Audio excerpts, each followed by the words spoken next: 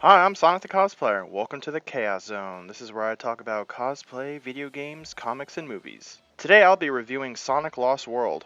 Yes, there's oodles of reviews for this game already, but I wanted a crack at it, being my first review and everything. So this is how my reviews will work. I will rate story, controls, difficulty, replay value, multiplayer, sound, and visuals, giving them a score between 1 and 10.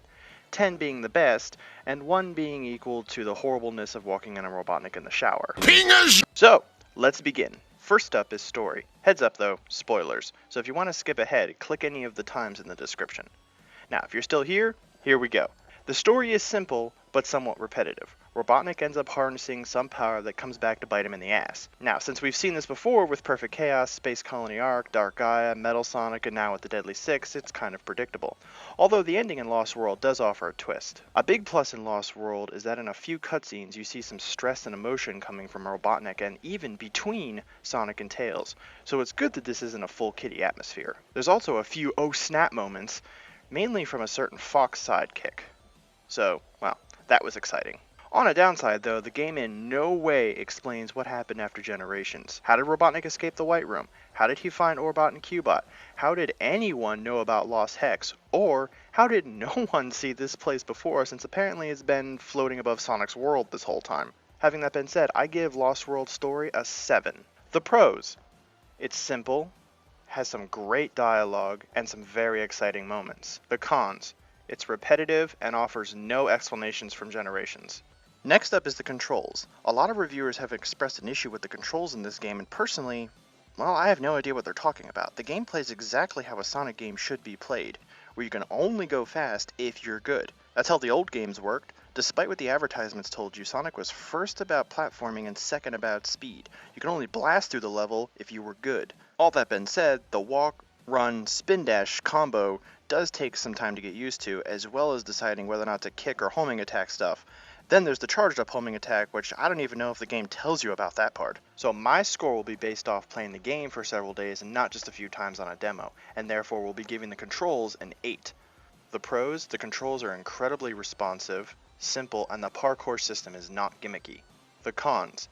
It might take some time to get used to, and accidentally homing attack when you wanted to double jump can be an issue. Now we have difficulty.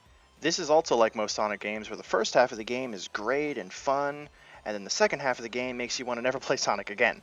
The crazy amount of cheap deaths, game overs, and just in general difficulty spike on some of the later levels is ridiculous. And the solid fact that 100 rings do not give you an extra life heightens the game over tally, which, coupled with insta-kill things like lava, waste a life no matter how many rings you have. The game does an okay job of prepping you for this by kinda running you through later levels that are based off of previous levels in the game, just harder. And if you can ever avoid using wisps, that'll decrease the difficulty. Also, the game understands its own difficulty, as if you restart from a checkpoint with no lives, you'll be greeted with this little wing thing in a capsule. Breaking that open will auto-transport you to the next checkpoint, even if it's at the end of the level, bypassing a whole part. With that, I give the difficulty a 6. The pros. The first part of the game is a blast, and with practice, the later levels can be exciting. The cons. Cheap deaths, insta-kills, and the fact that you need to practice kinda hurts it. Up next is the replay value. 3 things up the replay value on this game. The first being the red star rings are back, and they again unlock Supersonic. So if you care about Supersonic, then there's that you can collect. Second is the ranking system, which hopefully doesn't get too horribly hacked as Sonic games have been known to in the past. You can compete for S ranks, which counts towards your global ranking. Finally, third, there's multiplayer, which I'll get into that next. But for replay value as a whole, I will give it a 6. The pros. Red rings, S ranks, and multiplayer. The cons. It definitely needs DLC. The value will run out quickly without it. Now we have multiplayer.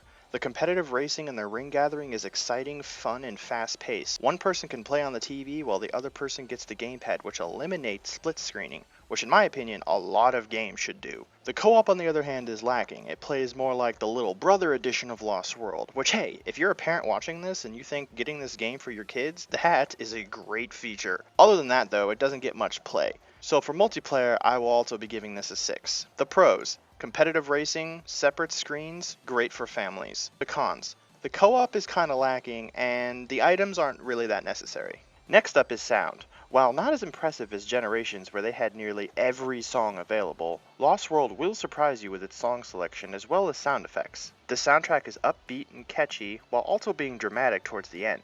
There are even some throwbacks to previous Sonic games when you activate certain items. The Supersonic theme / opening intro gets stuck in my head all the time, and I find myself humming it randomly. With that, I give the sound an 8.